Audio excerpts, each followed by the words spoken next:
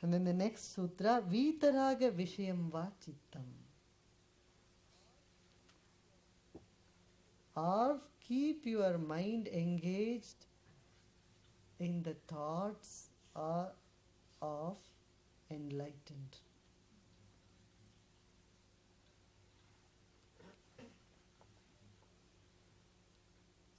Your mind is like water. I said your mind is like a flame. Now I tell you, your mind is also like water. In whichever cup you put the water assumes the shape of the cup. In the same way, in whatever thought you engage your mind becomes like that. It develops all those qualities of that wherever you put it. So the next sutra that Patanjali says, Vita Raga Vishayam Cittam.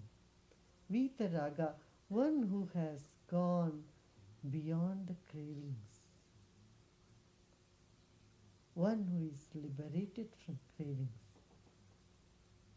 If you think of him or her, if you think of such a person, then your mind also gets those qualities. It starts feeling that peace, feeling that quietness, and start assuming all those qualities and start developing those qualities within you. More simple.